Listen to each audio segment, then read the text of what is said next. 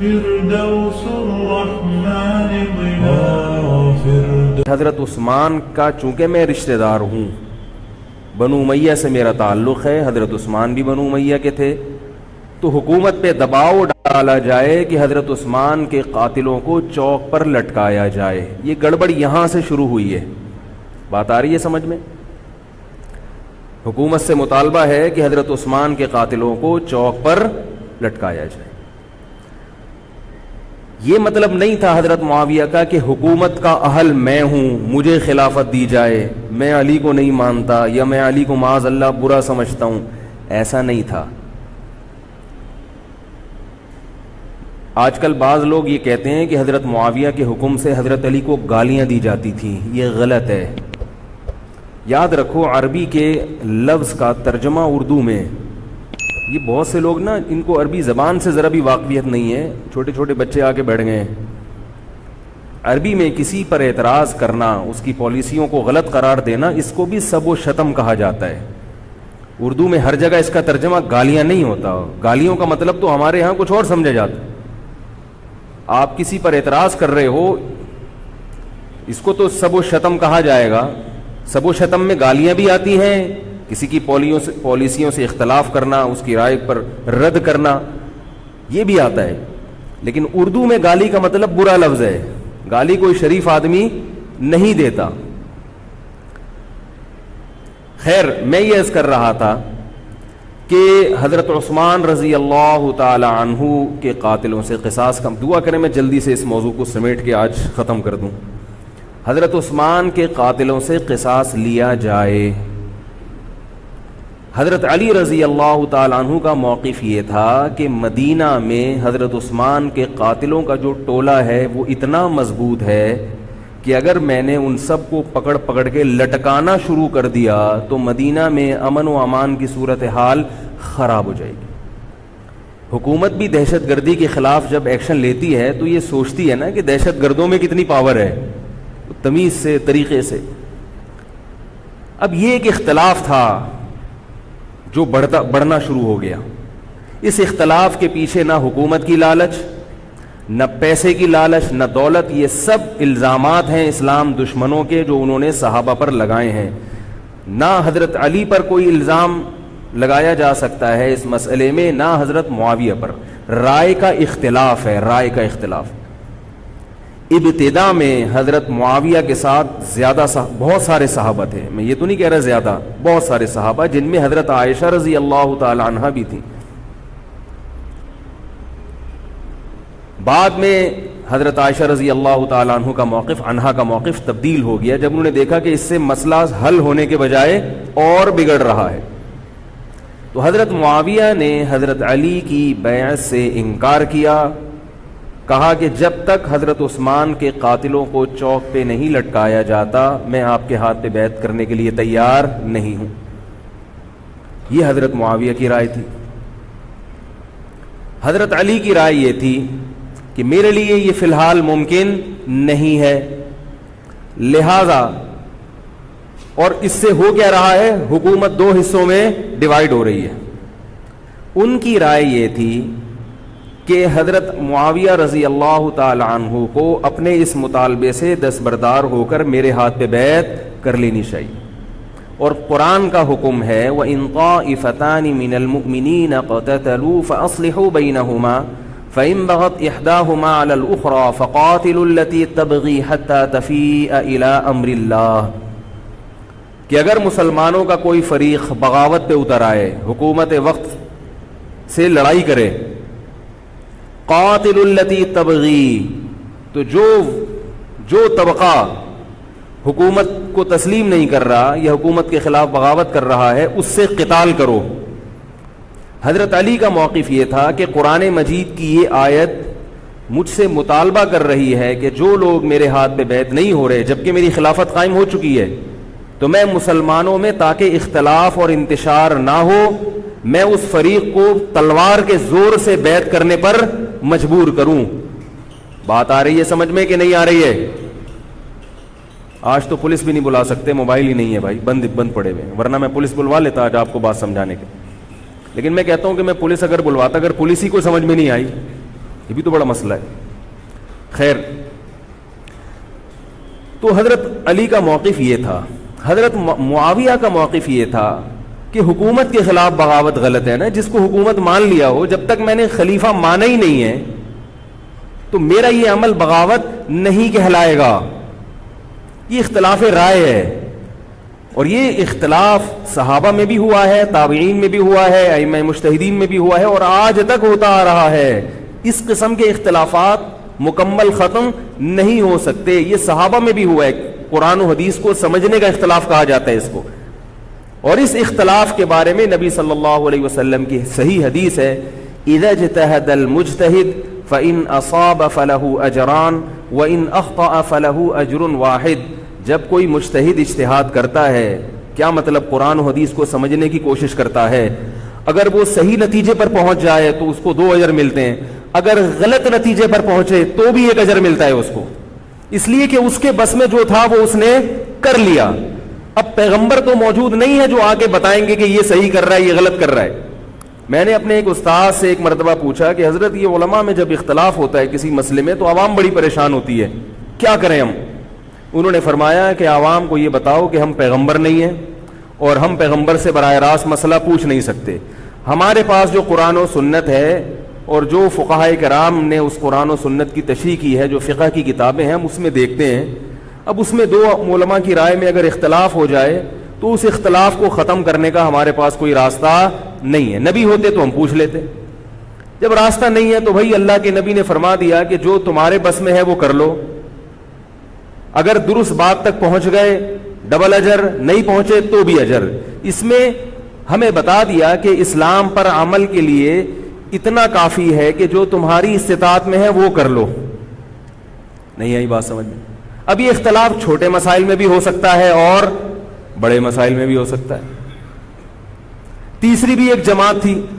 یہ 2 اختلاف تو پتہ چل گئے نا، حضرت علی کا موقف، حضرت معاویہ کا موقف.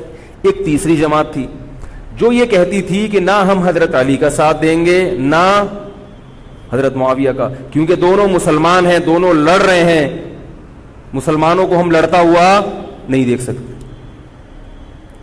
ان کا موقف تھا حضرت علی رضی اللہ تعالیٰ عنہ ایک صحابی کے پاس گئے اور ان سے کہا کہ آپ میری جماعت میں شامل ہوں اور اہل شام کے خلاف میرے ساتھ مل کے لڑیں.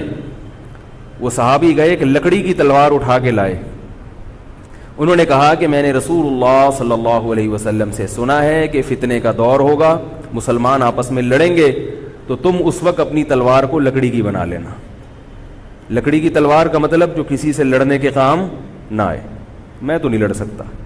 اب حضرت علی نے یہ نہیں کہ اس پہ تلوار رکھ دیا کہ نہیں تو تو جائے گا، یا تو دائرہ اسلام سے خارج ہے، یا تو باغی ہے، ٹھیک ہے نہیں آ رہی سمجھ میں چھوڑ دو.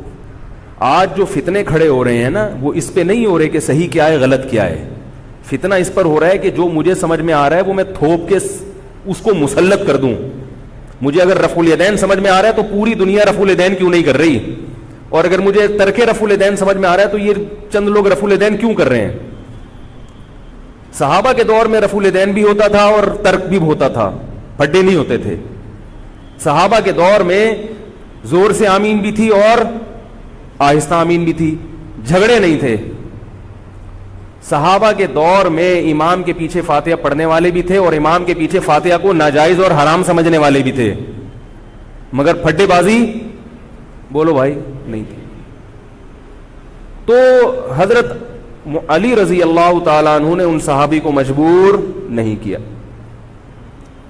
حضرت علی کی فوج میں عمار ابن یاسر رضی اللہ تعالیٰ عنہ بھی تھے، زبیر ابن عوام، عبداللہ ابن زبیر رضی اللہ تعالیٰ عنہ، عبداللہ ابن زبیر ابن عوام. حدیث میں آتا ہے کہ جب جنگ صفین میں، جنگ جمل میں دونوں فوجیں آمنے سامنے کھڑی ہوئی ہیں، زبیر ابن عوام رضی اللہ تعالیٰ عنہ نے تقریر کی، اہل شام سے خطاب کر کے کہا کہ اے اہل شام، ہم جانتے ہیں کہ تمہارے ساتھ محمد صلی اللہ علیہ وسلم کی زوجہ ہیں حضرت عائشہ، جو ہمارے موقف سے متفق، یہ صحیح بخاری کی روایت ہے، جو ہمارے موقف سے متفق نہیں ہے لیکن ہے نبی کی بیوی، اور ساتھ کس کا دے رہی ہیں؟ تمہارا. اب اعتدال دیکھیں صحابہ کی رائے میں. فرمایا اللہ کی قسم ہم یہ جانتے ہیں کہ جیسے وہ دنیا میں نبی کی زوجہ تھی جنت میں بھی نبی کی زوجہ ہوں گی, اگرچہ وہ اس معاملے میں ہمارے خلاف ہیں مگر اس کی وجہ سے ہم ان کے جنتی ہونے کا انکار نہیں کر سکتے. کیا مطلب؟ ان کی سمجھ میں جو آ رہا ہے وہ اس کے حساب سے کر رہی ہیں, لیکن ہماری سمجھ میں ان کی بات نہیں آ رہی. کیوں؟ اس لیے فرمایا کہ ہم یہ دیکھ رہے ہیں کہ اللہ ہمیں نبی کی زوجہ عائشہ رضی اللہ تعالی عنہا کے ذریعے آزما رہا ہے کہ تم نبی کی زوجہ کو دیکھتے ہو یا قرآن کے حکم کو دیکھتے ہو. قرآن کہہ رہا ہے کہ خلیفہ کے خلاف بغاوت نہیں ہو سکتی, کائنم من کان, بغاوت کرنے والا کوئی بھی کیوں نہ ہو. تو نہ چاہتے ہوئے بھی ہم تمہارے خلاف آگے کھڑے ہوئے ہیں. خدا کی قسم اس آزمائش میں ہمیں کس نے ڈالا ہے؟ اللہ نے ڈالا ہے. وہ لوگ جو حضرت عائشہ رضی اللہ تعالی عنہا پر تہمتیں لگاتے ہیں, جو حضرت معاویہ کو برا بھلا کہتے ہیں, وہ لوگ حضرت علی اور ان کے ساتھیوں سے سبق کیوں نہیں سیکھ لیتے؟ ایک مرتبہ میرے پاس ایک سوال آیا, سوال کرنے والے نے حضرت معاویہ کی شان میں گستاخی کا پورا ایک باب باندھا ہوا تھا. اس نے کہا کہ جس نے نبی کے داماد کے خلاف تلوار اٹھائی وہ اسلام میں معاذ اللہ کیسے ہو سکتا ہے, اور ایسے برے برے القاب کہ میں زبان پہ بھی نہیں لا سکتا. میری عادت ہے شارٹ کٹ جواب دینے کی, گل ویلے دی تے پھل موسم دا. اتنا ٹائم تھوڑی ہے کہ ہر آدمی کے سوال کو لے کے بیٹھ جائیں. میں نے کہا آپ کے جواب میں اتنا کافی ہے کہ یہ وہ الزامات ہیں کہ جس کے خلاف تلوار اٹھائی اس نے بھی یہ الزامات نہیں لگائے. مدعی سست اور گواہ چست. نہیں آ رہی میرا خیال ہے بات. جو حضرت علی کے ساتھ تھے انہوں نے تو یہ کچھ حضرت معاویہ کے خلاف نہیں کہا, انہوں نے تو وہ تو پھر بھی جنتی مان رہے ہیں, ایک دوسرے کی نماز جنازہ میں شریک ہو رہے ہیں, مال غنیمت کو تقسیم نہیں کر رہے, ایک دوسرے کی عورت پہ ہاتھ نہیں اٹھا رہے, احترام کر رہے ہیں, ایک دوسرے کے پیچھے جنگ ختم ہونے کے بعد نمازیں پڑھی جا رہی ہیں. اللہ تعالیٰ نے یہ مثال صحابہ کی قائم کی ہے دنیا کو دکھانے کے لیے کہ ان میں اتنا بڑا اختلاف ہو کہ تلواریں بھی چل جائیں تو وہ اختلاف بھی حدود سے تجاوز نہیں کرتا. اور ہمارے چھوٹے چھوٹے اختلافات میں کیا ایک دوسرے کے خلاف بہتان تراشیاں اور زبان درازیاں ہوتی ہیں. تو یہ اختلاف تھا حضرت علی اور حضرت معاویہ کا, جس میں تین فریق تھے. ایک حضرت علی تھے, ان کا موقف یہ تھا کہ میرے لیے تلوار اٹھانا واجب ہے. حضرت علی کے ساتھ جو لوگ تھے ان کا بھی یہ موقف تھا. حضرت معاویہ کا یہ موقف تھا کہ میں باغیوں کی فہرست میں آتا نہیں ہوں. کیوں نہیں آتا؟ اس لیے نہیں آتا کہ میں نے خلافت کو تسلیم نہیں کیا, اور ان کے ساتھ بھی صحابہ کرام کی ایک جماعت تھی. اور تیسرا موقف, بہت سارے صحابہ یہ تھے جو کہتے تھے ہم کسی کا ساتھ نہیں دیں گے, دونوں طرف مسلمان ہیں, ہماری تلوار سے کسی مسلمان کا خون ہو ہم یہ برداشت نہیں کر سکتے. ہماری رائے یہ ہے, اہل سنت والجماعت کی رائے یہ ہے کہ یہ ان تینوں فریقوں میں جو برحق تھے وہ حضرت علی تھے, کیونکہ حکومت تھی ان کے پاس.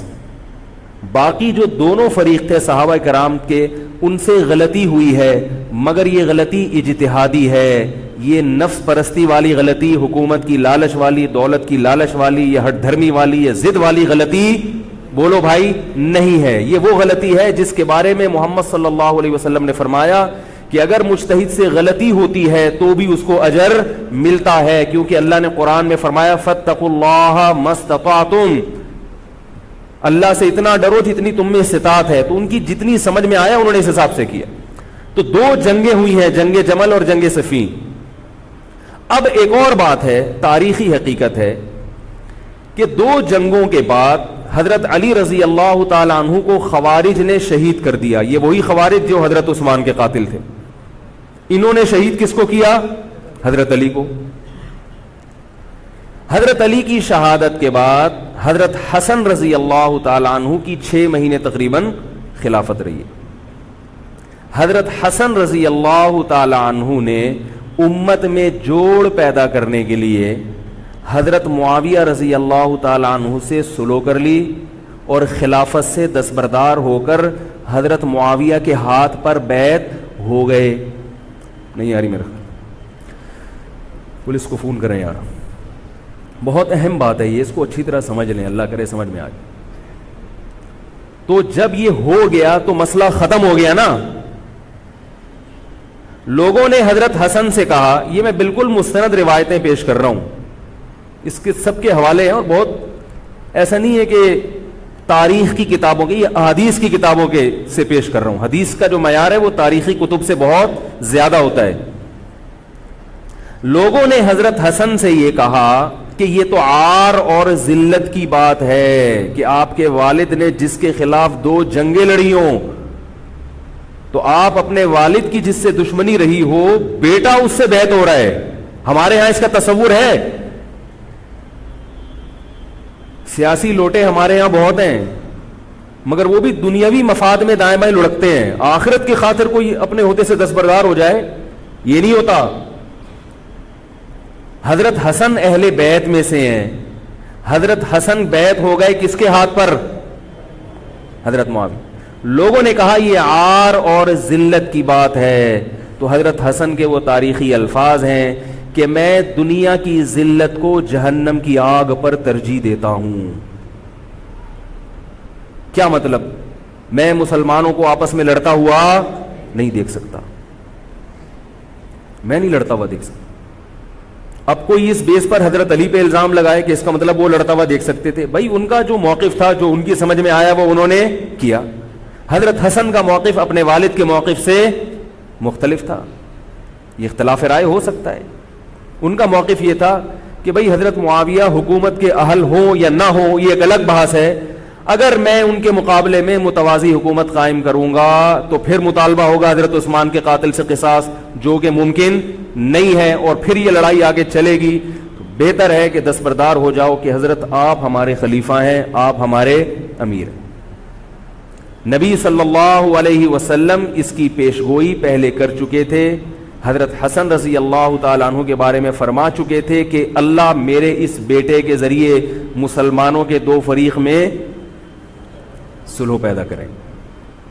تو جو اہل بیت سے محبت کرنے والے لوگ ہیں ان کو بھی چاہیے کہ کوئی ایسا کام نہ کریں جس سے مسلمانوں میں دوبارہ سے اختلاف اور انتشار پیدا ہو جائے. جوڑ کی اہمیت شریعت میں زیادہ ہے. اب جب حضرت معاویہ کی خلافت قائم ہوئی ہے، حضرت معاویہ نے حضرت حسن رضی اللہ تعالیٰ عنہ کے اکرام میں کوئی کسر نہیں چھوڑی. اس پر متواتر روایات ہیں کہ حضرت معاویہ جتنا حضرت حسن کا اکرام کیا کرتے تھے اتنا کسی کا اکرام نہیں کرتے تھے. بہت زیادہ آپ کو عزت دی حضرت معاویہ رضی اللہ تعالیٰ عنہ نے. حضرت معاویہ کے بعد یزید کی خلافت قائم ہوئی ہے، حکومت قائم ہوئی ہے. حضرت معاویہ صحابی رسول تھے. بہت سارے صحابہ کو آپ کے طریقہ حکومت پر اعتراض تھا، کیونکہ بہرحال باقاعدہ سلیکشن نہیں ہوئی تھی. لیکن پھر بھی صحابہ کرام نے جب حضرت حسن بیعت ہو گئے تو باقی کس کو اعتراض کا ہوگا بھائی. پھر حضرت معاویہ رضی اللہ تعالیٰ عنہ کے دور میں بہت جہاد ہوا ہے. اسلامی خلافت، ہمارا جو بر صغیر میں اسلام آیا ہے اس کا بہت بڑا حصہ حضرت معاویہ کے دور میں اسلام آیا. یہاں حضرت معاویہ کے بعد جب یزید خلیفہ بنا ہے مسلمانوں کا تو بہت سارے صحابہ نے یزید کے ہاتھ پہ، بہت سارے تو نہیں چند صحابہ نے یزید کے ہاتھ پر بیعت کرنے سے انکار کر دیا. وہ اتنے تھوڑے صحابہ ہیں جن کو انگلیوں پہ گنا جا سکتا ہے، جن میں حضرت حسین بھی تھے. حضرت حسن نہیں، حضرت حسن کے بھائی، بولو بھائی، حضرت حسین. جمہور صحابہ کا موقف یہ تھا کہ یزید کا طریقہ خلافت اگرچہ غلط ہے، طریقہ حکومت اگرچہ غلط ہے، مگر رسول اللہ صلی اللہ علیہ وسلم کی صحیح احادیث موجود ہیں. نبی صلی اللہ علیہ وسلم نے فرمایا، صحیح بخاری کی حدیث ہے، اسمعوا واطیعوا ولو سلط علیکم رجل حبشی کأن رأسہ ذبیبہ. آپ صلی اللہ علیہ وسلم نے فرمایا، سنو اور اطاعت کرو اگرچہ تم پر کوئی حبشی غلام مسلط کر دیا جائے جس کا سر کشمش کی طرح پچکا ہوا ہو. کیا مطلب؟ سلیکشن نہیں ہوئی بلکہ زبردستی مسلط ہو گیا کسی بھی طرح سے. اور جو مسلط ہوا وہ کسی بھی لحاظ سے حکومت کرنے کا اہل نہیں ہے، غلام ہے. غلام کبھی بھی حکومت کا اہل نہیں ہوتا. اور غلام بھی حبشی، کالا کلوٹا، گوروں سے جس کو ویسے ہی تبھی نفرت ہو، بھائی ہم سارے سفید ہیں اور یہ ایک بلیک کہاں سے آ گیا دوسری قوم کا آدمی. انسان دوسری قوم کے آدمی کو قبول نہیں کرتا، قوم بھی دوسری. اور فرمایا شکل بھی اچھی نہیں ہے. بھائی حاکم کم از کم شکل کا اچھا ہو تو اطاعت کرتے ہوئے مزہ آتا ہے، شکل بھی اچھی نہ ہو تو آدمی کہتا ہے یار اس کی مانوں میں. عجیب سا ہے یہ فطرت ہے انسان کی. لوگ کوشش کرتے ہیں امام لائیں تو شکل بھی اچھی ہو اس کی، یہ کوشش کرتے ہیں لوگ. امام میں پتہ نہیں کیا کیا دیکھ رہے ہوتے ہیں. تو کیا ہے، شکل بھی اچھی نہیں ہے اور عقل بھی نہیں ہے، سر پچکا ہوا ہے کس کی طرح؟ کشمش کی طرح. صحیح ہے بخاری کی حدیث.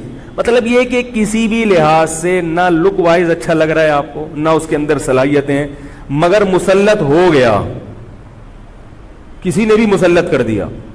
تو آپ نے فرمایا اب اس کے خلاف بغاوت نہیں کرنی، اس کی اطاعت کرنی ہے. آپ کہیں گے یہ کیسا حکم ہے بھائی اسلام کا؟ ایک آدمی نا اہل ہے مگر اس کی مان کے چلو تو مروا دے گا. یہ اس لیے اسلام نے حکم دیا ہے کہ اس کے پاس پاور تھی تو مسلط ہوا ہے نا. کیا خیال ہے بھائی؟ تو اب جب اس کے خلاف چلو گے تو اس سے وہ ہٹنے والا نہیں ہے، وہ خون خرابہ کر دے گا، قتل و غارت کرے گا اور فساد پیدا کر دے گا وہ. کیونکہ اگر وہ کمزور ہوتا تو خلیفہ بنتا نہیں. وہ خلیفہ کی، حاکم کی ڈیفینیشن کیا ہے؟ جس کے پاس قوت نافذہ ہو. ایک دن ایک صاحب کہنے لگے مسلم لیگ کے دور میں، جنرل مشرف کے دور میں اس کو نہیں مانتا، میں اس کو نہیں مانتا. میں نے کہا آپ کے ماننے نہ ماننے سے کچھ نہیں ہوتا، وہ مسلط ہو گیا ہے. جس طریقے ہیلی کاپٹر سے آیا ہو یا فرشتے اس کو لائے ہوں. کیونکہ حاکم کی جو ڈیفینیشن ہے کہ جس کے پاس قوت نافذہ ہو. قوت نافذہ اردو کا گاڑا لفظ ہے. قوت نافذہ کہتے ہیں کہ جب وہ کچھ کہتا ہو تو کر کے دکھا سکتا ہو، چاہے فوج کے ذریعے، چاہے پولیس کے ذریعے، چاہے کسی بھی طریقے. ایک آدمی کو پوری قوم نے سلیکٹ کر لیا مگر اس کی سنتا کوئی نہیں ہے، وہ کچھ کہتا ہے تو اس کے منہ سے الفاظ نکل کے ہوا میں تحلیل ہو جاتے ہیں، چلتی کسی اور کی ہے، وہ جو کہتا ہے کر کے دکھا دیتا ہے. تو اصل حاکم کون ہے؟ جو کہتا ہے اور کر کے دکھا دیتا. اب یہ ایک الگ بحث ہے کہ یہ ظالم ہے، یہ غلط طریقے سے آیا ہے.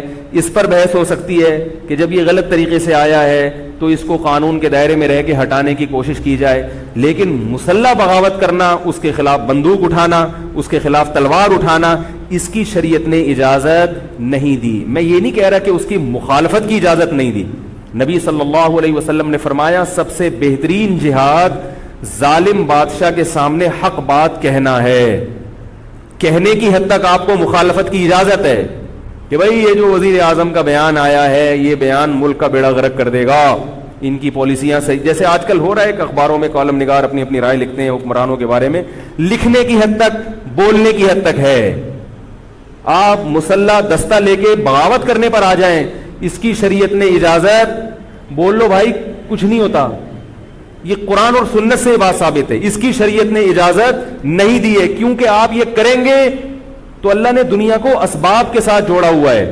آپ کے پاس کچھ بھی نہیں ہے، نہ آپ کے پاس ٹینک ہے، نہ آپ کے پاس آرمی ہے، نہ آپ کے پاس پولیس ہے، آپ کے پاس صرف جذبہ ہے. خالی جذبہ اگر کارآمد ہوتا تو نوح علیہ الصلوۃ والسلام اور آپ کے ساتھ جو 40 افراد تھے ان میں بہت جذبہ تھا، مگر ایک طرف پوری دنیا تھی. اللہ نے جہاد کا حکم نہیں دیا. اللہ تعالیٰ نے اس دنیا کو صرف جذبات کے ساتھ یا ایمان کے ساتھ منسلک نہیں کیا، اس دنیا کو دارالاسباب بنایا ہے. جذبے کے ساتھ ساتھ کچھ طاقت اور قوت بھی ہونی چاہیے، اور یہ قوت حکومت کے پاس ہوتی ہے، پبلک کے پاس بول لو یار نہیں. اگر پبلک کے پاس ہے تو وہ بھی حکومت کی پالیسیاں ہوتی ہیں کہ یہ بھی لیاری گینگ رہنے دو تھوڑے دنوں کے لیے، ان لوگوں کے پاس تھوڑا سا کلاشن کوفے رہنے دو، حکومت جب چاہے غائب کر دے. وہ یہ جو کلاشن کوفے لے کے لوگ گھوم رہے ہوتے ہیں نا اور بتا رہے ہوتے ہیں ہم امام مہدی کا لشکر ہیں، یہ سب گورنمنٹ کے لوگ ہوتے ہیں. آئی بات سمجھ میں؟ گورنمنٹ کی طرف سے ان کو پرمٹ ملا ہوتا ہے، ورنہ آپ چاقو لے کے بھی، جو خنجر ہے نا وہ بھی لے کے ذرا گھوم کے دکھاؤ. تو جو بھی امام مہدی کا لشکر کا دعویٰ کر رہا ہے اور کہہ رہا ہے میں یوں کر دوں گا، میں یوں کر دوں گا، میرے ساتھ آ جاؤ، تو سمجھ لو گورنمنٹ نے اس کو خود ہی بٹھایا ہوا ہے. اور بعض دفعہ حکومت اپنی مخالفت کے لیے بھی بندے بٹھا دیتی ہے. یہ ایجنسی والے بڑے ہوشیار ہوتے ہیں، یہ اپنی مخالفت کے لیے پبلک بندوں کو خرید کے بٹھاتے ہیں کہ تم آرمی کے خلاف اور ایجنسیوں کے خلاف تقریریں کرو اور جہاد کا اعلان کرو. اس کا نتیجہ کیا نکلتا ہے؟ جو جو جہاد کے اعلان میں ان کے ساتھ ہوتے چلے جاتے ہیں ان کے نام ایجنسیوں کے پاس پہنچ جاتے ہیں. پھر ایجنسیاں کہتی ہیں ابھی ان کو کھل کے جہاد کرنے دو تاکہ جتنے لوگوں میں اس قسم کے جہاد کے جراثیم ہیں وہ تمام آ جائیں اور ایک ہی دفعہ اسپرے کر کے سب کو نمٹا دیا جائے. یہ ایک بچوں کی طرح کبھی اس کو پکڑ لیا, یہ کام نہیں ہوتا. تو اس لیے کہہ رہا ہوں یہ جو نوجوان طبقہ ہے اس کو جہاد کے نام پہ الو بنانے والے ہر جگہ بہت ہیں. الو ضرور بنو مگر کسی اور عنوان سے بن جاؤ, جہاد کے نام پہ الو نہ بنو, کیونکہ کسی اور عنوان سے الو بنو گے اتنا نقصان نہیں ہوگا. اس عنوان سے الو بنو گے تو بڑا بیڑا غرق ہو جائے گا, جیسے کہ بہت سو کا بیچاروں کا ہو چکا ہے. تو میں یہ عرض کر رہا تھا کہ نبی صلی اللہ علیہ وسلم کی صحیح حدیث ہے, اسی طرح صحیح مسلم کی حدیث ہے, آپ صلی اللہ علیہ وسلم نے حاکم کی اطاعت کا حکم دیا. صحابہ نے عرض کیا یا رسول اللہ اگر وہ ہم پہ ظلم کرے تو بھی بغاوت نہ کریں. آپ نے فرمایا وَإِن ضَرَبُوا ظَهْرَكَ, اگرچہ وہ تمہاری پیٹھ پہ کوڑے مارے, ایسا ظالم ہو, پھر بھی بغاوت. یہ میں نہیں کہہ رہا, یہ محمد صلی اللہ علیہ وسلم کے الفاظ ہیں. کیوں؟ اس لیے کہ آپ صلی اللہ علیہ وسلم نے اتحاد پہ زیادہ زور لگایا ہے. بھائی حکومت ایک ہوگی جیسی مرضی لنگڑی لولی ہو, مگر مسلمان کی جو ایک یونائٹی ہے, جو ایک اتحاد ہے, وہ تو برقرار رہے گا نا. اگر آپ کمزور ہو گئے تو کتنا مرضی ایمان ہو, کمزور آدمی دنیا میں کہیں بھی نہیں پنپ سکتا. تبھی میں کہتا ہوں پاکستان کی قدر کرو, جیسا مرضی ہے, ایک مضبوط آرمی تو ہے نا, ایٹم بم تو ہے, جیسی مرضی آرمی ہو, لیکن ہے تو نا. اگر یہ ختم ہو گئی اور نیک نیک لوگ آ گئے مگر اتنے پاورفل نہ ہوئے, وہ آپ کو انڈیا سے نہیں بچا سکتے, وہ آپ کو امریکہ کے شر سے نہیں بچا سکتے, کیونکہ اس وقت پوری دنیا پاکستان کی دشمن ہوئی ہوئی ہے سوائے چند ممالک کے. اور وہ جو ملک بچا ہوا ہے یہ میرے اور آپ کی تقریروں سے نہیں بچا ہوا, یہ ایٹم بم سے بچا ہوا ہے. اللہ نے دنیا کو اسباب کے ساتھ جوڑ دیا ہے, ایٹم بم بھی ہے اور پھر ایمان کی طاقت بھی ہے کسی حد تک, جو کہ بہت ہی شارٹ ہو گئی ہے ایمان کی طاقت. تو دونوں چیزیں چلتی ہیں ساتھ, صرف بم بھی کافی نہیں ہے. اللہ نے فرمایا اگر تم تقوی اختیار کرو گے تو اللہ تمہاری مدد کرے گا, ورنہ نہیں کرے گا. تو دونوں چیزیں ضروری ہیں. تو حضرت معاویہ کے بعد یزید کے بارے میں جمہور صحابہ کا موقف یہ تھا کہ یہ جیسا مرضی ہو, ظالم ہو, عادل ہو, یہ ایک الگ بحث ہے, مگر ہے بہرحال یہی. پاور کس کے پاس ہے؟ اسی کے پاس. حضرت حسین رضی اللہ تعالیٰ عنہ کا موقف یہ تھا کہ میں یزید جیسے آدمی کے ہاتھ پر بیعت کرنے کے لیے تیار. بولو بھائی, نہیں, میں نہیں بیعت کرتا اس کے ہاتھ, کیونکہ یزید کے بارے میں خبریں تھیں, بعض کہتے تھے شراب پیتا ہے. حضرت مفتی محمد تقی عثمانی صاحب کا انہوں نے فرمایا ہے کہ کسی مستند روایت سے ثابت نہیں ہے شراب پینا. روایتیں ہیں مگر کوئی اوتھینٹک روایت نہیں ہے. تو اب نتیجہ کیا نکلا کہ حضرت حسین رضی اللہ تعالیٰ عنہ کے پاس کوفہ سے خطوط آئے. کوفہ کا گورنر تھا ابن زیاد, وہ بھی یزید کا آدمی تھا, بڑا ظالم آدمی تھا وہ. اہل کوفہ کے خطوط آئے کہ آپ آ جائیں یہاں پر, یہاں سب لوگ آپ کے ہاتھ پر بیعت کرنے کے لیے تیار ہیں.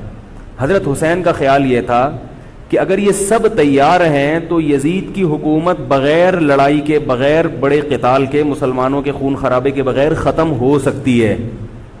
آئی بات سمجھ میں؟ جو انفارمیشن آپ کو ملی تھی, جو نالج آپ کو ملی تھی, وہ نالج غلط تھی. اگر وہ نالج صحیح ہوتی تو حضرت حسین کبھی کربلا کی طرف رخ نہ کرتے, کیونکہ حضرت حسین کا موقف بھی یہی تھا کہ مسلمانوں کی تلواریں آپس میں نہ چلیں. حضرت حسین رضی اللہ تعالیٰ عنہ کے پاس جب 50 سے زیادہ خطوط آئے ہیں اہل کوفہ کی طرف سے کہ آپ آئیے, آپ آئیے, آپ آئیے, تو پہلے حضرت حسین رضی اللہ تعالیٰ عنہ نے اپنے رشتہ دار جو آپ کے چچزاد تھے مسلم بن عقیل, ان کو بھیجا. نتیجہ کیا نکلا؟ مسلم بن عقیل کا وہاں پر حکومت نے گرفتار کر کے ان کو قتل کر دیا. اب یہ ایک ایسا ظلم تھا جس کے ظاہر ہے کہ کسی کو سفیر بنا کے بھیجا جائے, کسی کو حال احوال دیکھنے کے لیے بھیجا جائے, اور حضرت حسین کی نیت ہرگز بغاوت کی نہیں تھی. مگر کوفہ کے گورنر کو اور یزید کو یہ خیال تھا کہ خلافت کے اصل اہل یقیناً یہی ہیں, کہیں ایسا تو نہیں ہے کہ یہ امیر بننا چاہتے ہیں, یہ خلیفہ بننا چاہتے ہیں. ایک خوف اس کے دل میں بیٹھ گیا تھا, ایک لاشعور میں خوف ہوتا ہے نا، انسان کے دل میں بیٹھ جاتا ہے کہ آپ 100 دفعہ بھی کہیں بھی میری یہ نیت نہیں ہے، مگر وہ ڈر رہا ہوتا ہے کہ یار یہ کچھ کر نہ لیں. تو جب مسلم بن عقیل کو شہید کیا گیا، حضرت حسین رضی اللہ تعالی عنہ جا چکے تھے. جب حضرت حسین رضی اللہ تعالی عنہ کوفہ کی طرف جا رہے تھے، بہت سارے صحابہ نے آپ کو منع کیا، جن میں عبداللہ ابن عمر رضی اللہ تعالی عنہ بھی تھے، عبداللہ ابن عباس رضی اللہ تعالی عنہ بھی، کہ آپ یہ کام نہ کریں.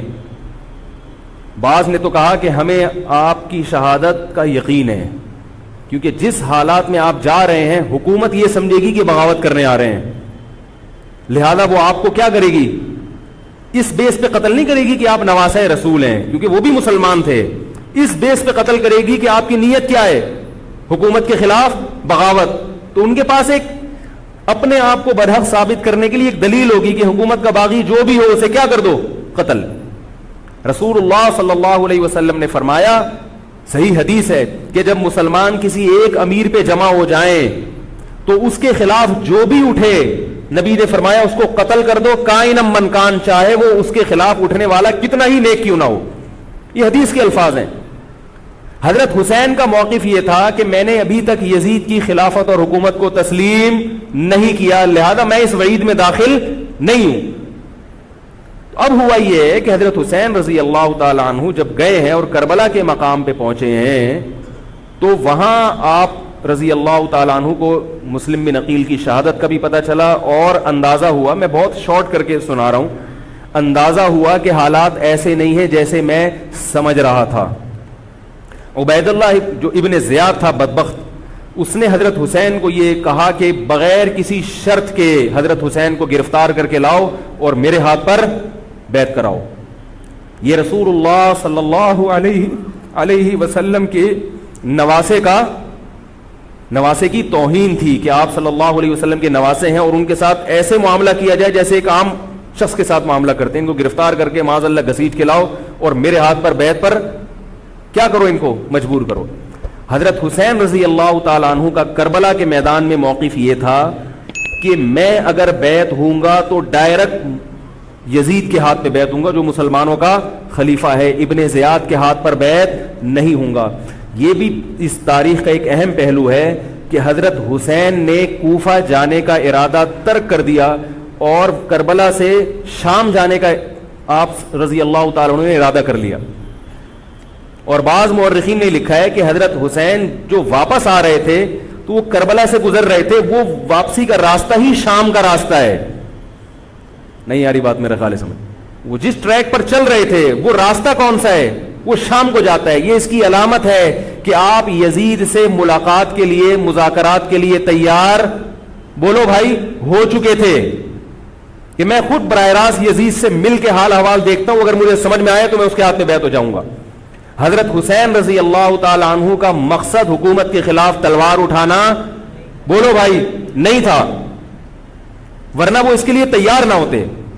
مگر جو ابن زیاد تھا اس نے حضرت حسین رضی اللہ تعالی عنہ اور آپ کے ساتھ جتنے اہل بیت تھے ان پر ظلم یہ کیا اس بدبخت نے کہ اس نے انہیں شام جانے کا راستہ نہیں دیا اور اس میں اپنی توہین محسوس کی کہ میرے ہاتھ پر بیعت کیوں نہیں ہو رہے، اور لشکر بھیجا جس لشکر نے چاروں طرف سے حضرت حسین رضی اللہ تعالیٰ عنہ کو گھیرا.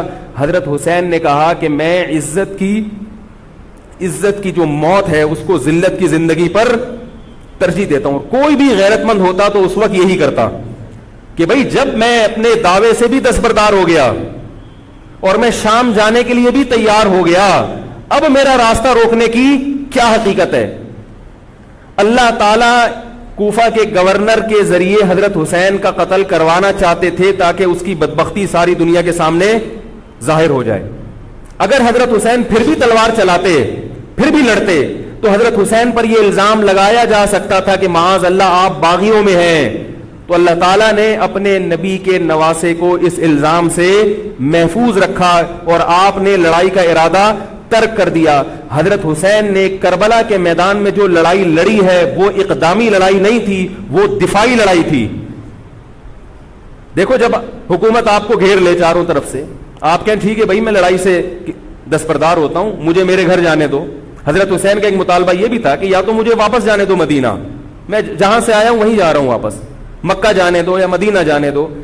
ان کا ایک مطالبہ تھا کہ نہیں, ان کو گرفتار کر کے لاؤ اور زبردستی ہمارے ہاتھ پر بیعت کراؤ. یہ ظلم تھا. نتیجہ کیا نکلا ہے کہ کربلا کے میدان میں آپ کو گھیر کر آپ کو بھی شہید کر دیا گیا, اور جتنے اہل بیت تھے مرد سوائے امام زین العابدین کے جو حضرت حسین رضی اللہ, حضرت حسن کے بیٹے تھے, ان کے علاوہ جتنے بھی اہل بیت تھے ان سب کو قتل کر دیا گیا.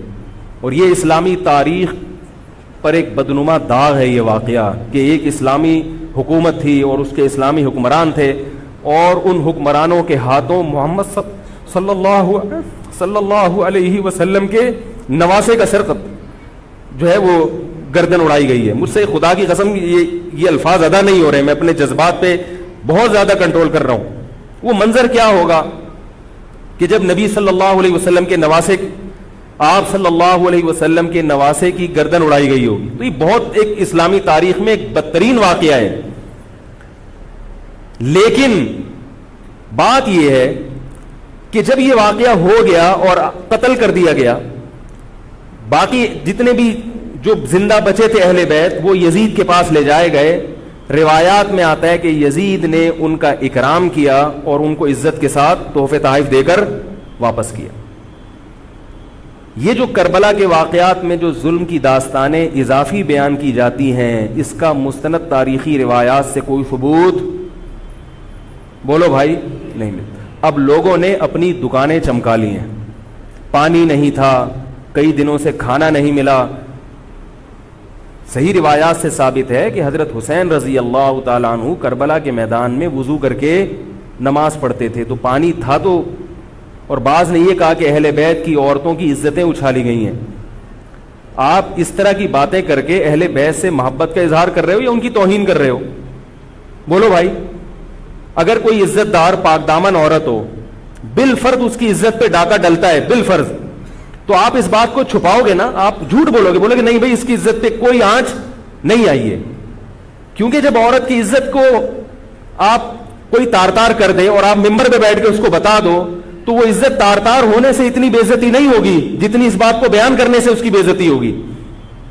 حقیقت یہ ہے کہ کسی مستند روایت سے ثابت نہیں ہے کہ اہل بیت کی عورتوں کی عزتوں کو اچھالا گیا. وہ نبی کے گھرانے کی عورتیں تھیں, ان کا ناخن بھی کوئی نامحرم مرد نہیں دیکھ پاتا تھا. دوپٹہ اتر گیا زینب کا اور زینب کی چادر چھن گئی, یہ سب غلط ہے, یہ سب من گھڑت باتیں ہیں. چونکہ وہ بہرحال مسلمان تھے جو حضرت حسین کے خلاف لڑ رہے تھے, ظالم تھے, اس میں کوئی شک نہیں ہے. اس سے بڑا ظلم اس کائنات میں ہوا نہیں ہوگا کہ ایک شخص جو اپنے آپ کو مسلمان کہتا ہے اور وہ نبی کے نواسے کو قتل کر دے اور اہل بیت کو قتل کر دے. اسلامی سیاست میں اتنی گندی تاریخ ہمیں کبھی بھی نہیں ملتی. حضرت عثمان کا بھی قتل ہوا, وہ بھی بہت بڑا ظلم تھا, مگر یہ ظلم اس ظلم کی نوعیت سے بڑھ کر تھا, کیونکہ حضرت عثمان کا قتل حکومت کے ہاتھوں نہیں ہوا ہے, باغیوں کے ہاتھوں ہوا ہے. یہاں حضرت حسین کا قتل کس کے ہاتھوں ہوا ہے؟ حکومت کے ہاتھوں ہوا ہے, جس پر لوگ بیعت کر چکے تھے.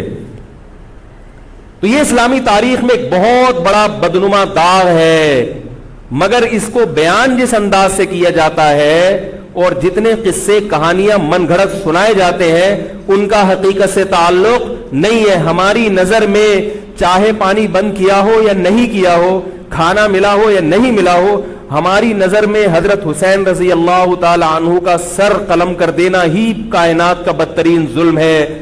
یہی ایسا ظلم ہے کہ جس پر جتنا غم کیا جائے کم ہے. غم منایا نہیں, غم کیا جائے. منانا الگ چیز ہے, غمزدہ ہونا الگ چیز ہے. لیکن جو آگے اس میں تڑکا لگایا جاتا ہے اس کا حقائق سے تعلق بولو بھائی نہیں ہے. یہ دکانیں ہیں جو چمکائی, اس میں سب برابر ہیں, شیعہ بھی سنی بھی. بہت سارے سنی علماء بھی کربلا کے واقعے کو بہت ہی بھیانک انداز سے بیان کرتے ہیں, اور مقصد کیا ہوتا ہے؟ پبلک کو رلانا. ایک رونا وہ ہوتا ہے جو خود سے آئے, اور ایک رونا ہوتا ہے باقاعدہ آپ کو آرڈر پہ رونے کے لیے اور رلانے کے لیے بلایا جائے. وہ رمضان میں نے بتایا تھا نا کہ میں نے ختم قرآن پہ دعا کی تو مجھے رونا آ گیا, بہت زیادہ رونا آیا.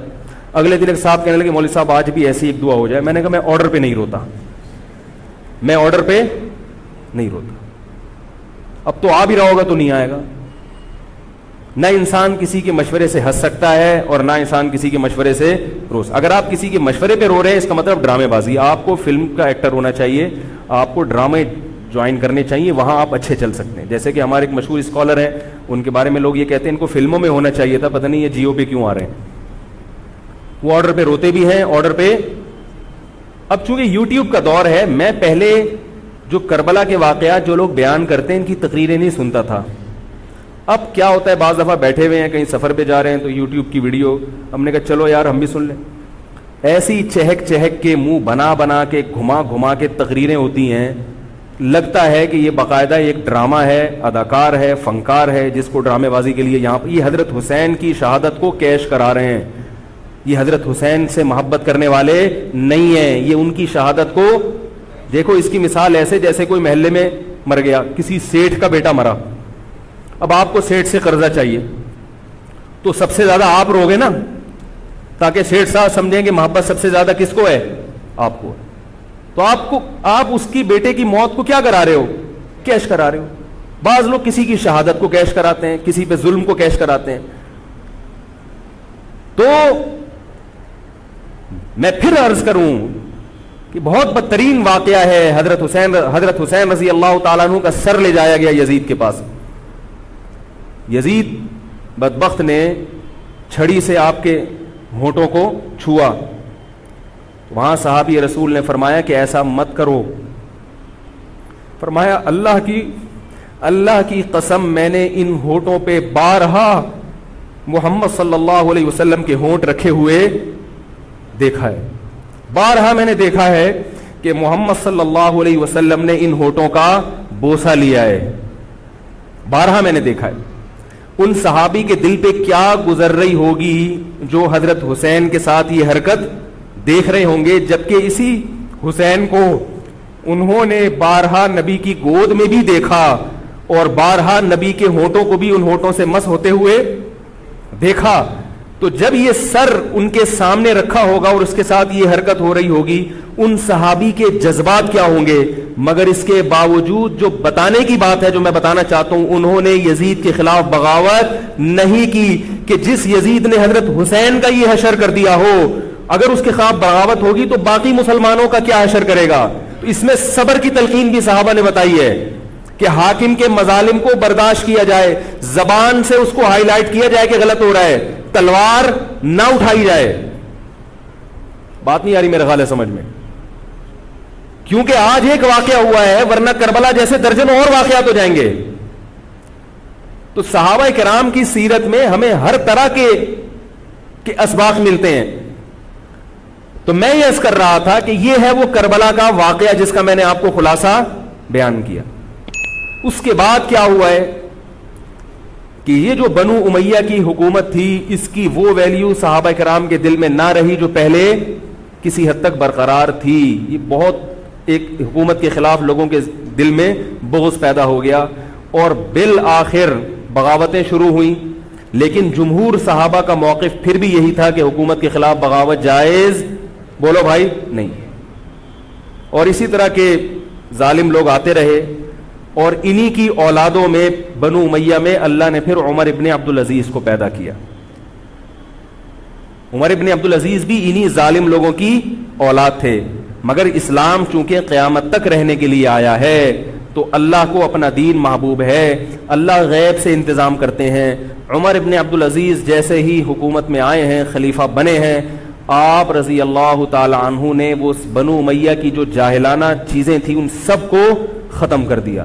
حکومتی ملکیت کو جو ذاتی خزانہ لوگ سمجھنا شروع کر دیا تھا اس کو ختم کیا. عمر بن عبدالعزیز کی ایک تاریخ ہے, ان کو 5واں خلیفہ راشد کہا جاتا ہے. علم حدیث کو مرتب کیا گیا, فقہ کو مرتب کیا گیا, حدیث کا علم ضائع ہو رہا تھا. آپ نے حکم دیا کہ اکتب ما کان من حدیث رسول اللہ صلی اللہ علیہ وسلم فإنی اخاف ضیاع العلم والعلماء. فرمایا مجھے علم اور علماء کے ضائع ہونے کا خطرہ ہے. محمد صلی اللہ علیہ وسلم کی حدیثوں کو ریٹن فارم میں لایا جائے. تو باقاعدہ پھر حدیث کو باقاعدہ جمع کیا گیا کتابوں کی شکل میں, اور آج ہمارے پاس وہ حدیث محفوظ ہیں. فقہائے کرام کا دور آیا تو اللہ تعالیٰ نے حضرت عمر بن عبدالعزیز کے دور میں امت کو الحمدللہ دوبارہ جمع کر دیا. عمر بن عبدالعزیز کے بعد پھر بغاوتیں ہوئیں, بالآخر بنو امیہ کی حکومت کا خاتمہ ہوا, بنو عباس کی حکومت آئی, مگر بنو عباس کی حکومت آنے سے بنو امیہ کی حکومت مکمل ختم نہیں ہوئی. وہی ہوا کہ آپ نے اچھی نیت سے بغاوت کی مگر اس کا نقصان زیادہ. وہ کیا ہوا, بنو امیہ بھاگ گئے, اندلس میں حکومت قائم کر لی, اور ادھر بنو عباس کی. تو یہ تاریخ میں پہلا واقعہ تھا کہ اسلامی خلافت دو حصوں میں ڈیوائیڈ ہو گئی. اس کے بعد آج تک ایک جگہ مسلمان جمع نہیں ہو سکے. کیوں؟ مسلمانوں نے اس حدیث کی مخالفت کی کہ امیر کے خلاف بغاوت بولو بھائی نہیں کرو. اب میں آپ سے ایک بات کہتا ہوں کہ بالآخر ڈیوائیڈ ہوتے ہوتے ہوتے ہوتے آج پتہ نہیں کتنے سارے اسلامی ملک بن گئے. پاکستان میں الگ ہے, سعودی عرب کی پالیسیاں الگ ہیں, دبئی الگ چل رہا ہے, قطر اور سعودیہ کا پھڈا ختم نہیں ہو رہا. 1920 تک تو پھر بھی خلافت عثمانیہ تھی, اگرچہ پوری دنیا پہ نہیں تھی. ہندوستان میں الگ حکومت تھی, خلافت عثمانیہ الگ تھی, اندلس میں الگ حکومت تھی, مگر پھر بھی مسلمانوں کی 3-4 بڑی بڑی حکومتیں تھیں جو ایک اور کسی حد تک ان میں اتحاد تھا. 1920 میں وہ بھی ختم, اور اتنے سارے ممالک وجود میں آ گئے, سب کی الگ الگ پالیسیاں ہیں. اب جو آدمی خلافت کے نام پہ جہاد کی بات کرتا ہے وہ لوگوں کو ایک امیر پہ جمع نہیں کرے گا. جتنے ملک بن چکے ہیں نا, ان کو مزید توڑ کے, اگر یہ 20 ہیں تو 40 بنا دے گا ان کو. بہت مشکل ہے سمجھانا بھائی. اب اگر کوئی کہتا ہے نا ظالم حاکم کے خلاف تحریک چلاؤ, آؤ ہمارے ساتھ مسلح بغاوت میں شامل ہو, ہم حکومت کے خلاف تلوار اٹھائیں گے, تو نتیجہ کیا نکلے گا؟ یہ سارے مل کے ایک امیر نہیں بن جائیں گے. یہ اگر 20 ہے نا تو کتنے ہو جائیں گے؟ بولو بھائی 40. جیسے جو جماعت المسلمین بنی نا کہ 4 فقہ ہیں, حنفی, شافعی, مالکی, ہم بھی ہم نہیں مانتے, تو سب کو ختم کرو, ایک بناؤ. تو اس ایک بننے سے یہ ختم نہیں ہوئے, بلکہ 4 کے بعد کتنے ہو گئے؟ 5 ہو گئے. نہیں آ رہی بات میرا خیال؟ آ رہی ہے الحمدللہ. اور بھی جو بھی اس کی باتیں کر رہے ہیں نا امت کو اتحاد کے لیے, آ جاؤ میرے پاس آ جاؤ, تو وہ 6واں بنا رہا ہے, 7واں بنا رہا ہے, پھر 8واں بنا رہا ہے, ایسے بنتے چلے جا رہے ہیں. او بھائی جو ہے وہاں بریک لگا دو, اللہ کا واسطہ روک دو ان کو, کوئی بات نہیں, 4 ہیں, جو جس کو فالو کرے ٹھیک ہے, کچھ نہیں ہوتا اس سے, ہمیشہ سے چلے آ رہے ہیں. تو اب اگر ایک خلیفہ نہیں ہے, ہونا تو چاہیے ایک ہی خلیفہ, نہیں ہے تو جو ہے اسی پہ گزارا کرو, ورنہ اس سے بھی جاؤ گے, اس سے بھی جاؤ گے. تمہاری کوئی مضبوط طاقت اور قوت ہوگی نہیں. کافر جب چاہے گا تمہیں ٹیشو پیپر کی طرح استعمال کر کے پھینک دے گا. تو کربلا کے واقعہ سے ہمیں کیا سبق ملتا ہے؟ علامہ ابن تیمیہ رحمہ اللہ تعالی فرماتے ہیں کہ جمہور صحابہ کی جو رائے تھی, حضرت حسین رضی اللہ تعالیٰ عنہ کی بھی اپنی ایک رائے تھی, مگر ابن تیمیہ رحمہ اللہ فرماتے ہیں کہ اگر حضرت حسین رضی اللہ تعالیٰ عنہ کربلا کی طرف خروج نہ کرتے تو ابن تیمیہ کی رائے یہ ہے کہ یہ زیادہ بہتر تھا. اب آپ کہیں گے کہ صحابی رسول کی رائے سے اختلاف کر رہے ہیں, نہ, وہ کہہ رہے ہیں وہ جو جمہور صحابہ تھے جو حضرت حسین کو منع کر رہے تھے وہ بھی تو صحابہ تھے. حضرت حسن بھی تو صحابی تھے. حضرت حسن نے حضرت معاویہ کے خلاف لڑائی نہیں لڑی. تو صحابہ کی 2 رائے تھی, جمہور ایک طرف تھے. تو فرماتے ہیں اگر یہ نہ ہوتا تو زیادہ بہتر تھا.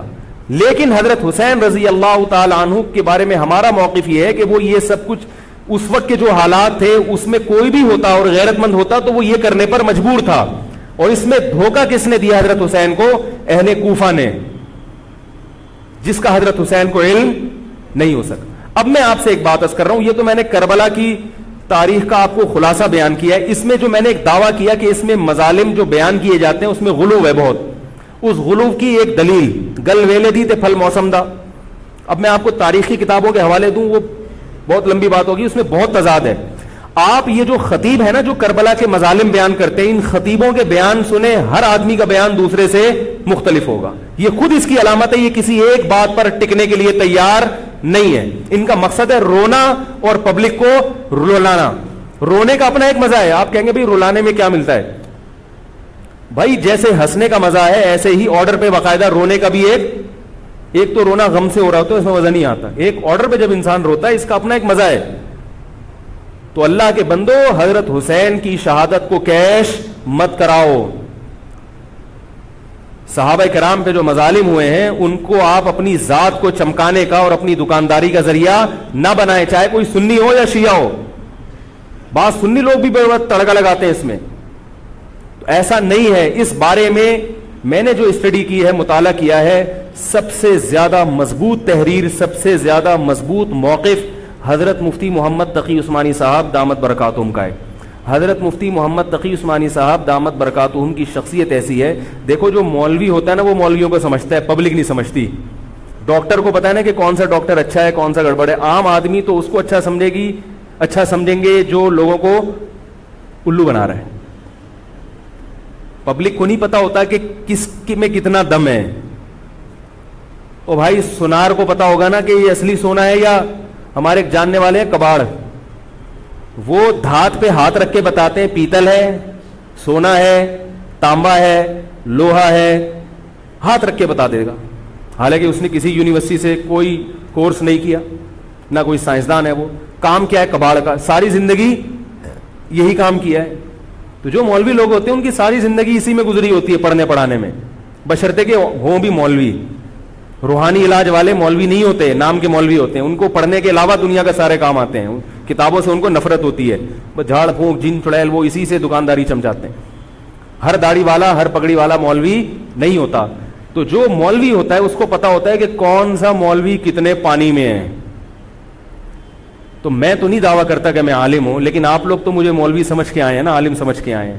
تو آپ کے نظریے کے مطابق میں کہتا ہوں کہ اگر آپ مجھے عالم سمجھتے ہیں تو میں آپ کو بتاؤں کہ پاکستان میں حضرت مفتی محمد تقی عثمانی صاحب جیسا مضبوط علم والا، اور علم بھی بہت سے لوگوں کے پاس ہوتا ہے مگر اعتدال نہیں ہوتا طبیعت میں، وہ باہر کے ماحول سے متاثر ہو جاتے ہیں.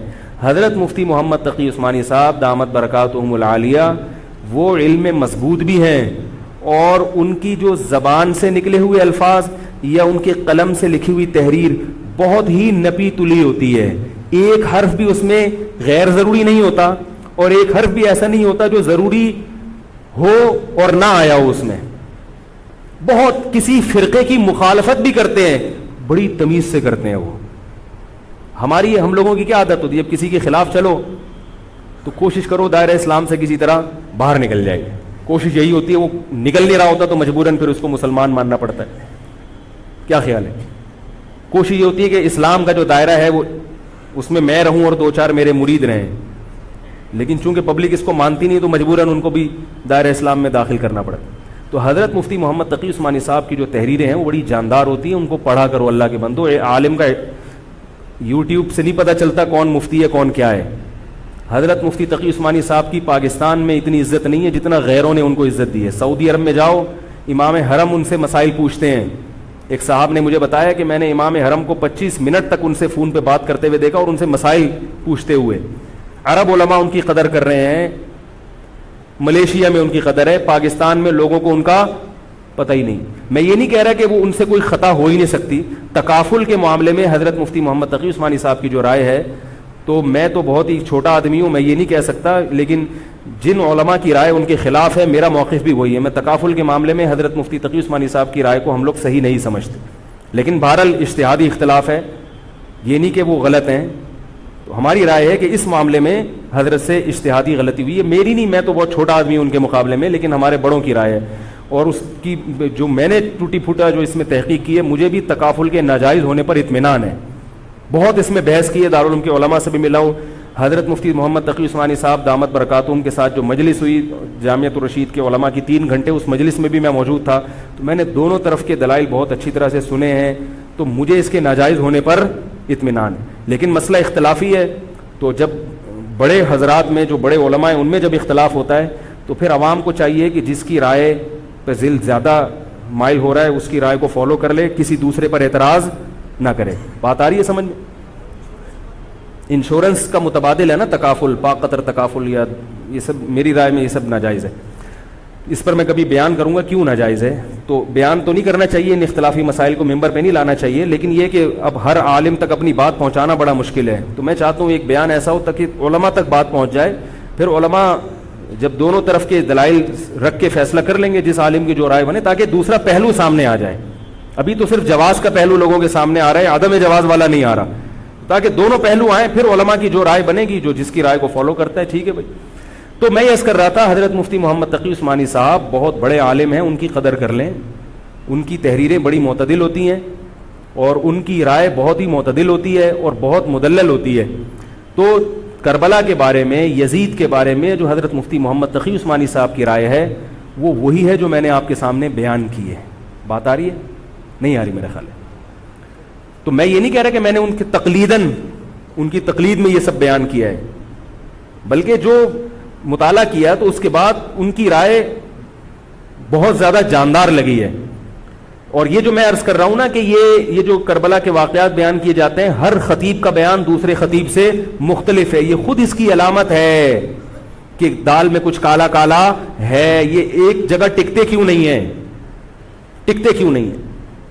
تو اب میں ایک بات عرض کروں, اسی طرح یزید کے بارے میں لوگ سوال پوچھتے ہیں یزید کیا, تو یزید کے بارے میں بھی دونوں طرف ہماری رائے کے حساب سے غلو ہے.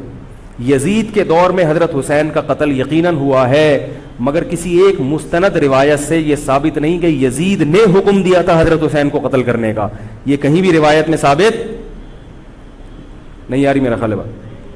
کوفہ کے گورنر کے حکم سے قتل ضرور ہوا ہے, لیکن کیا یزید نے اس کا آرڈر دیا تھا؟ اس کا کسی مستند روایت میں ثبوت بولو بھائی نہیں ملتا. لیکن اس بنیاد پہ یزید کو رحمت اللہ علیہ کہنا یہ بھی غلط ہے.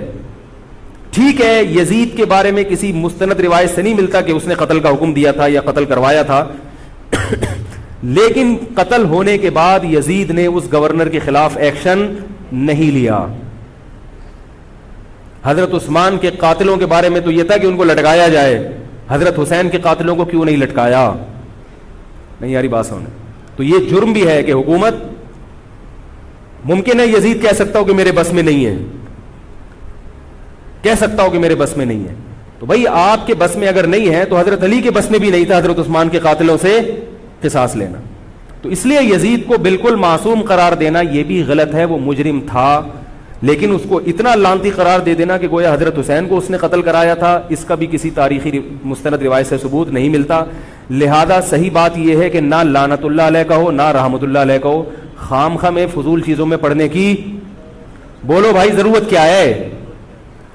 قیامت کے دن آپ سے یزید کے بارے میں سوال, میرے سے کسی نے پوچھا کہ یزید کے بارے میں آپ کیا کہتے ہیں. میں نے کہا آپ کو جاپان کے جو بھی صدر ہے اس کے بارے میں پتہ ہے, چائنا کے بارے میں پتہ ہے؟ وہ کہہ رہے وہ تو کافر ہیں.